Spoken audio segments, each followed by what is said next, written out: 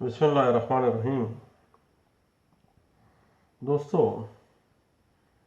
Order 39 CPC 1908 حکم امتناعی عارضی اور درمیانی آرڈرز انٹرلوکیٹری آرڈرز کو ڈیل کرتا ہے۔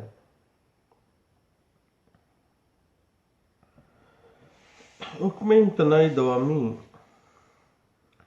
ایک عدالت کی ثوابدیدی ریمیڈی ہے، اور یہ ایک ایکویٹیبل ریلیف ہے۔ بنیادی طور پر عدالت کو یہ ثوابدیدی اختیار حاصل ہے کہ وہ CPC 1908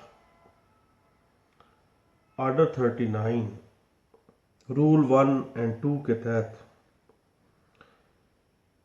جو مدعی ہے اس کو ایکویٹیبل ریلیف دے اور اس کے قانونی جو حق ہیں ان کو تحفظ فراہم کرے۔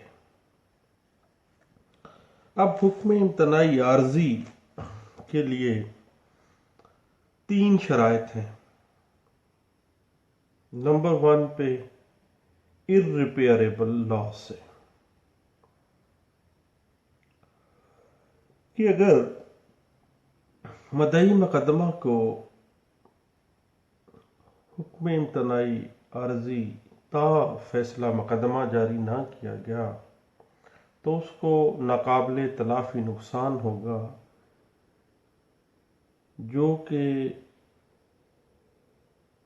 مال و دولت کے ساتھ وہ نقصان پورا نہیں کیا جا سکتا۔ دوسری بات ہے توازن سہولت، کہ اگر مقدمہ مدعی کے حق میں ہے، اگر اس کو حکم امتناعی عارضی تا فیصلہ مقدمہ گرانٹ نہ کیا گیا اور مدعا علیحان کو اس کے لیگل رائٹس کو انفرنج کرنے سے نہ روکا گیا تو اس کو بہت زیادہ نقصان ہو جائے گا، irreparable لاس ہوگا، اور توازن سہولت جو ہے وہ بیلنس آف کنوینئنس اس کے حق میں ہے، اور یہ مقدمے سے ظاہر ہو رہا ہے کہ یہ فیصلہ آخر کر اس کے حق میں ہونا ہے۔ اور تیسری چیز جو دیکھی جائے گی وہ ہے پریما فشائی کیس، کہ کیا بادی النظر میں مقدمہ بنتا بھی ہے یا نہیں بنتا۔ اب یہ تینوں چیزیں 3 کنڈیشنز ہیں: پریما فشائی کیس، irreparable لاس اور بیلنس آف کنوینئنس۔ ایک شرط اگر کم ہے، ایک کنڈیشن بھی کم ہے، تو عدالت حکم امتناعی جاری کرنے سے انکار کر سکتی ہے۔ بنیادی طور پر حکم امتناعی سٹیٹس کو برقرار رکھنے کے لیے جاری کیا جاتا ہے تاکہ نئی صورتحال پیدا نہ ہو، اور اگر حکم امتناعی عارضی جاری کرنے سے نئی صورتحال پیدا ہوئی ہے تو ایسا نہیں کیا جا سکتا، اور مدعی نے اپنے حق میں اگر حکم امتناعی عارضی حاصل کیا ہے اور ڈیفینڈنٹس جو ہیں وہ اس حکم امتناعی عارضی کو نہیں مان رہے، حکم امتناعی کی خلاف ورزی کر رہے ہیں، تو اس صورت میں سیول کوڈ کو اختیار حاصل ہے کہ فریق کو واپس اصل حالات میں لے کے آئے۔ ایسے معاملات سٹیٹس کو سے جو پہلے تھے، جس حالت میں مدعی عدالت کے پاس آیا اس نے حکم امتناعی عارضی حاصل کیا، لیکن ڈیفینڈنٹس نے حکم امتناعی کی خلاف ورزی کی ہے، تو عدالت کو اختیار حاصل ہے کہ فریق کو واپس اصل حالات میں لے کے آئے۔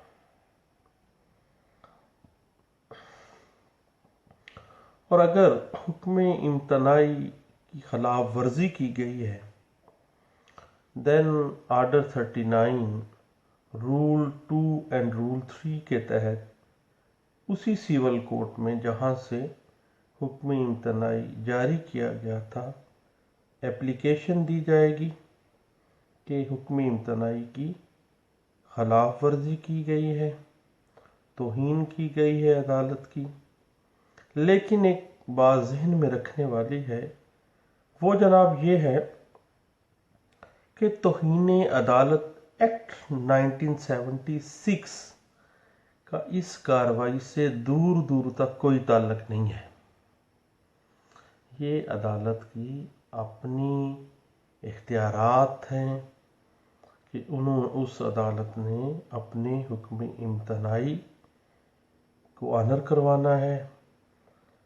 کنٹیمپٹ آف کورٹ ایکٹ 1976 کا اس توہین عدالت کی کارروائی کے ساتھ کوئی تعلق نہیں ہے۔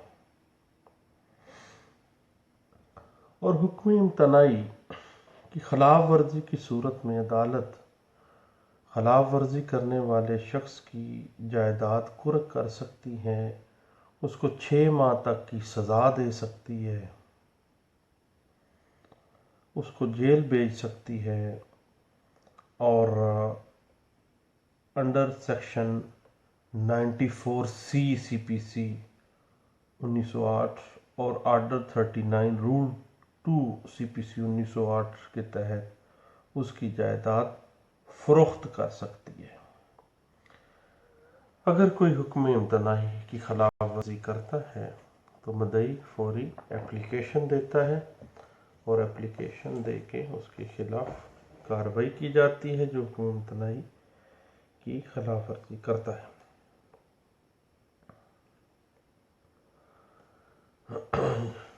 ایک بات نوٹ کرنے والی ہے کہ درخواست حکم امتناعی عارضی کا فیصلہ کرتے وقت جو کورٹ کی فائنڈنگز ہیں، ان فائنڈنگز کو وقت فیصلہ دعویٰ جو ہے، جب وہ اس دعوے کا فیصلہ کیا جائے گا، اس وقت حکم امتناعی کے وقت کی جو فائنڈنگز ہیں ان کو کنسیڈر نہیں کیا جا سکتا۔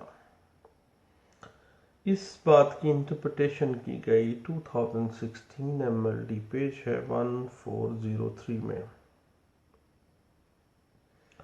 اس کے بعد ایگریمنٹ ٹو سیل جو ہے، اس کی بنیاد پر دعویٰ حکم امتناعی دوامی جو ہم کرتے ہیں، اسی بنیاد کے اوپر حکم امتناعی عارضی ہم دائر کرتے ہیں، وہ مینٹینیبل نہیں ہے۔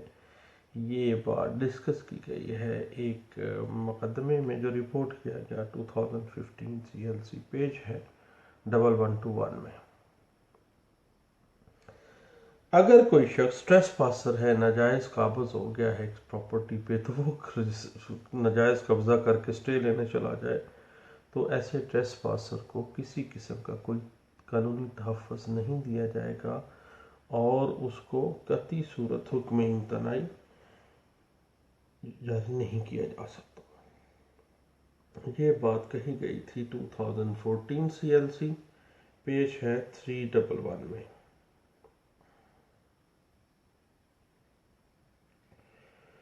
اس کے بعد پبلک ورک کے خلاف سٹے نہیں دیا جا سکتا انڈر آرڈر 39 رول 1 اینڈ 2 کے۔ یہ بات کہی گئی تھی 1993 PLD لاہور 231 میں۔ عام طور پہ ہم نے دیکھا کہ پبلک ورکس کے خلاف سٹے لینے کے لیے لوگ، اگر آرڈر 39 میں تو نہیں ملے گا، دین وہ سہارا لیتے ہیں section 151 CPC inherent power of the civil court کا، اور وہاں پہ جا کے وہ پبلک ورک کے خلاف سٹے لینے کی کوشش کرتے ہیں۔ یہ بات ڈسکس کی گئی ہے 2013 CLC پیج ہے 333 میں۔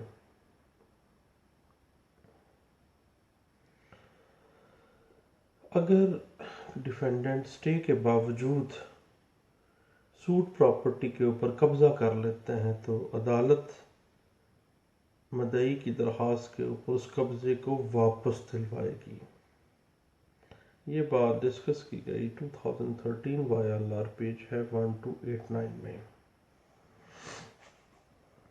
اس کے بعد گورنمنٹ ملازم کی ڈیوٹی کے خلاف اسٹے جاری نہیں کیا جا سکتا، یہ بات کہی گئی 2012 CLC پیج ہے 1113 میں۔ اس کے بعد مختلف محکمہ جات میں اگر دیکھا جائے تو وابڈا کے خلاف اسٹے کے لیے متنازع رقم کا جمع کروانا لازم ہے۔ اگر وابڈا کے خلاف آپ آگئے ہیں، بل متنازع ہے، اسٹے لینے آگئے ہیں، تو دین متنازع رقم جو ہے وہ کچھ جمع کروائیں گے، دین آپ اسٹے میں آئیں گے۔ یہ بات کہی گئی ہے 2011 YLR پیج ہے 1702 میں۔ اس کے بعد محکمہ سوئی گیس کے خلاف اسٹے ہے، جو ڈسپیوٹڈ اماؤنٹ ہے وہ جمع کروا دی گئی ہے، دین حکم امتناعی جاری کیا جا سکتا ہے۔ یہ بات کہی گئی 2012 YLR پیج ہے 1136 میں۔ ایک ٹیکنیکل سی بات ہے کہ ضروری فریق مقدمہ کو سوٹ پارٹی بنائے بغیر حکم امتناعی عارضی جو ہے وہ جاری نہیں کیا جا سکتا، کیونکہ جو نیسیسری پارٹی ہے وہ تو رکھی نہیں گئی اس سوٹ میں، اس دعوے میں لکھی نہیں گئی، عدالت کے سامنے یہ بات آ گئی ہے، دین اس کو وہ حکم امتناعی عارضی جاری نہیں کرے گی۔ یہ بات کہی گئی ہے جناب 2011 YLR پیج ہے 2396 میں۔ اور اگر مدعی حکم امتناعی عارضی برخلاف مشترکہ جو حصہ داران ہیں جائیداد کے وہ حاصل کرنا چاہتا ہے، اپنے کو شیئررز کے خلاف اسٹے لینے آ گیا ہے، تو اس کے چاہیے سب سے پہلے وہ پارٹیشن سوٹ فائل کرے، دعویٰ تقسیم جائیداد میں جائے۔ اگر کوئی تعمیرات وہ کرنا چاہتا ہے پراپرٹی پہ تو پہلے اپنا حصہ تو تقسیم کروا لے، اس کے بعد پھر وہ جو ہے تعمیرات کرے، اس کو شیئرر کو دوسرے کو شیئررز کے خلاف حکم امتناعی عارضی جو ہے وہ جاری نہ کیا جائے۔ یہ بات ڈسکس کی گئی 2003 SCMR پیج ہے 999 میں، اور 2010 PLJ Lahore high court page ہے 654 میں۔ بات ہو رہی تھی ریپیئریبل لاس کی۔ ارریپیئریبل لاس جو ہے قطعی صورت رقم کے نقصان کے زمرے میں نہیں آنا چاہیے۔ اس کے بعد حکم امتناعی عارضی کی خلاف ورزی کی صورت میں پرائیویٹ ڈیفینڈنٹس کے خلاف تو کارروائی ہو سکتی ہے، توہین عدالت کی گئی ہے، حکم امتناعی کی دچیاں اڑائی گئی ہیں، لیکن سرکاری عہدیداران نے اگر ایسا کیا ہے دین ان کی ڈپارٹمنٹل انکوائری ہوگی، بلکہ ان کے خلاف جو عدالت حکم امتناعی کی خلاف ورزی کی جو کارروائی ہے وہ نہیں ہو سکتی۔ یہ بات ڈسکس کی گئی 2010 MLD پیج ہے 1786 میں۔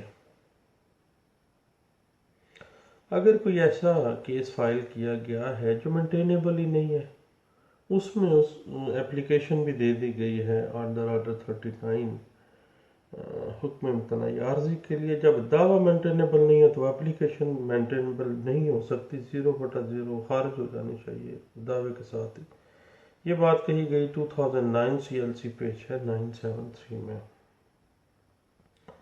اس کے بعد اگر حکم امتناعی عارضی ایکسٹینڈ نہ کروانے کی صورت میں اگر اپلیکیشن نہیں دی کہ اس کو ایکسٹینڈ کروانے کے لیے، دین 6 منتھ کے بعد جو اسٹے ہے خود بخود ختم ہو جاتا ہے۔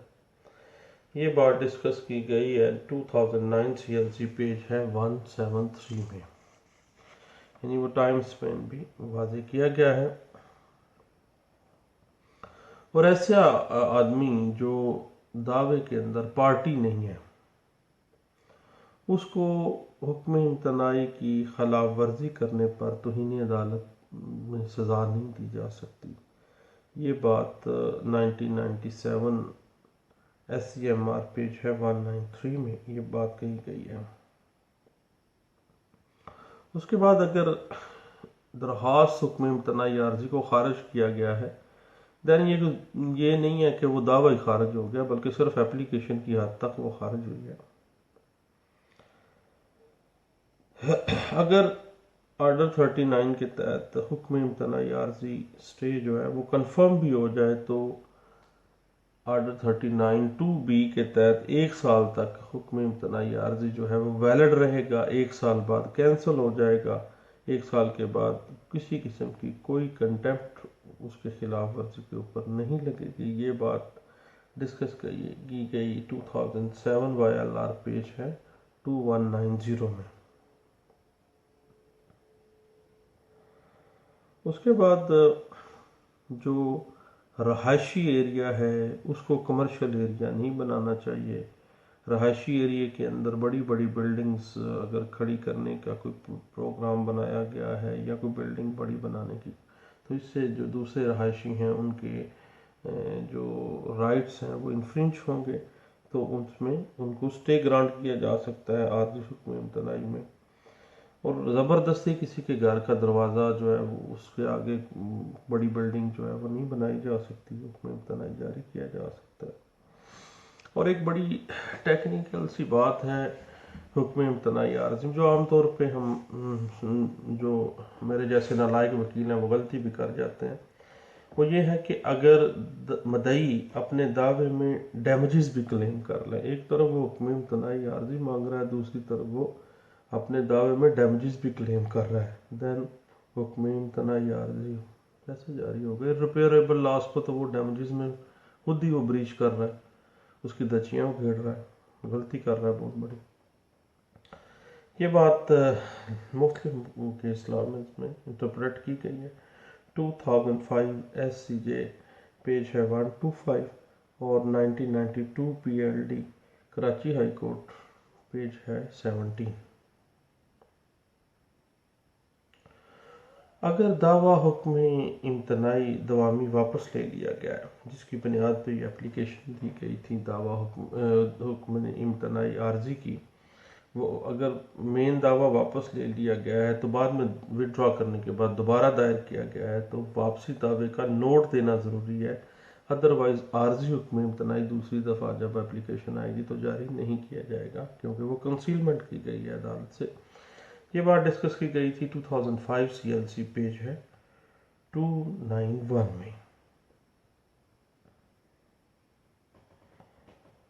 اور کو شیئرر جو ہے وہ دوسرے کو شیئررز کے خلاف سٹے نہیں لے سکتا، بلکہ حکم امتناعی کی بجائے اس کو دعویٰ تقسیم جائیداد میں جانا چاہیے۔ یہ بات طے کی گئی 2004 MLD پیج ہے 1844 میں۔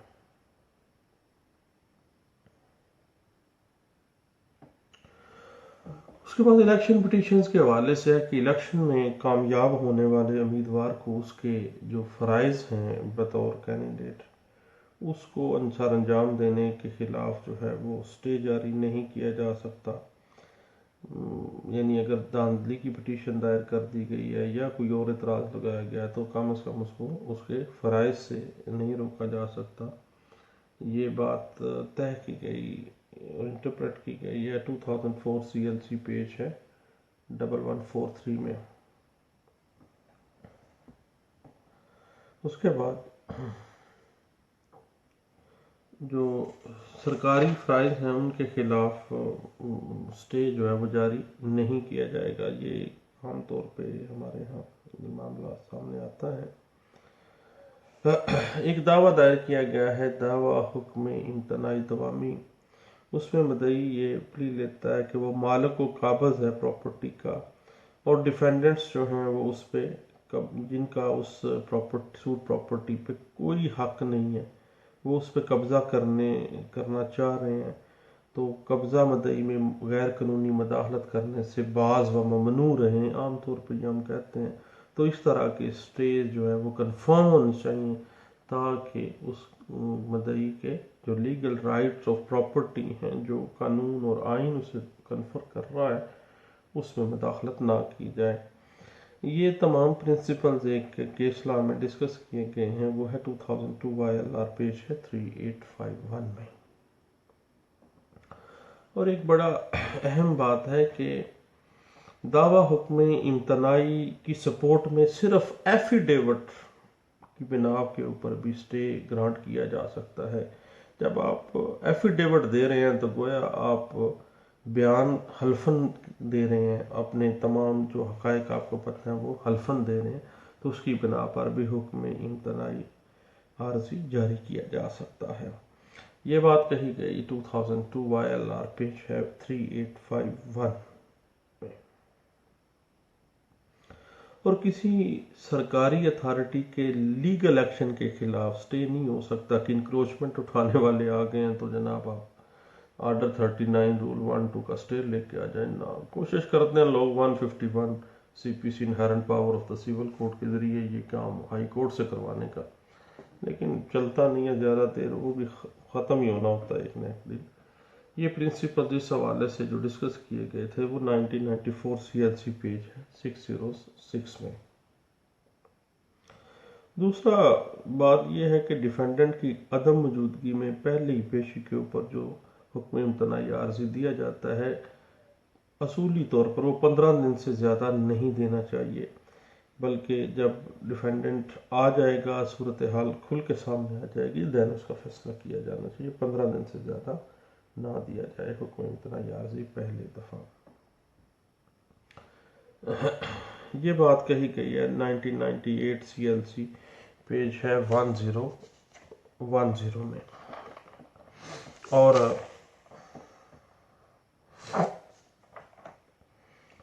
اس کے بعد اگر کوئی پراپرٹی اس عدالت کی جہاں پہ یہ دعویٰ دائر کیا گیا ہے اس کی جوریسڈکشن میں نہیں ہے تو دین سٹے نہیں دیا جا سکتا، کیونکہ جوریسڈکشن کا پرابلم کریٹ ہو گیا ہے. یہ بات کہی گئی ہے 1999 PLD کراچی ہائی کورٹ کا فیصلہ پیج 1 ہے.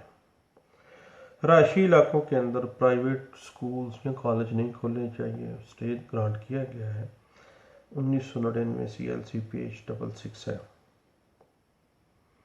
اس کے بعد سول کوڈ کے پاس اختیار ہے کہ وہ کنڈیشنل حکم امتناعی عارضی بھی جاری کر سکتی ہے کسی کنڈیشن کے ساتھ بھی. یہ بات 1996 PLJ سپریم کورٹ پیج ہے 1720 میں یہ بات کہی گئی ہے. اور کیس ریمانڈ جب کیا جاتا ہے کسی ایپلیٹ کورٹ سے، اور عدالت اپیل جو ہے ایپلیٹ کورٹ جو ہے وہ اس کے پاس یہ نہیں ہے کہ وہ حکم امتناعی عارضی بھی جاری کر دے گی ساتھ ہی، کہ وہ ریمانڈ بھی کر رہی ہے کیس کو اور ساتھ حکم امتناعی عارضی جاری کر رہی ہے. ایسا کچھ نہیں ہونا چاہیے. اور ایک بڑی ٹیکنیکل سا کیس لا ہے 1995 CLJ پیج ہے 275. اس میں کہا گیا کہ دوران سٹے اگر جائیداد فروخت کر دی گئی ہے تو بھائی مالک تھا، اس کے پاس رائٹ تھا اس کو ڈسپوز آف کرنے کا. حکم امتناعی کی جو خلاف ورزی کی گئی زیادہ سے زیادہ اس کو جرمانہ ہی کیا جا سکتا، اس کے علاوہ اور کچھ بھی نہیں کیا جا سکتا. حکم امتناعی عارضی کا جو آرڈر ہے واضح ہونا چاہیے، غیر مبہم ہونا چاہیے تاکہ فریقین اس کا ناجائز فائدہ نہ اٹھائیں. خاص طور پہ فریقین حکم امتناعی کے جو مبہم سے آرڈر جج صاحبان کر دیتے ہیں اس سے ناجائز فائدہ اٹھانے کی کوشش کرتے ہیں. یہ بات کہی گئی 1995 PLD سپریم کورٹ پیج 572 میں. اس کے بعد سٹے میٹر میں اگر اس کی خلاف ورزی کا کوئی میٹر سامنے آ گیا ہے، قبضے کا کوئی میٹر سامنے آ گیا ہے، دین جو معاملات فائنلائز کیے جائیں گے وہ دیکھا جائے گا کہ لوکل کمیشن مقرر کیا جائے، اور لوکل کمیشن کی جو رپورٹ ہے وہ اس کی روشنی میں وہ معاملہ دیکھا جائے گا. یہ بات کہی گئی ہے 1994 CLC پیج 146 میں. تو یہ جناب چند ایک چیزیں تھیں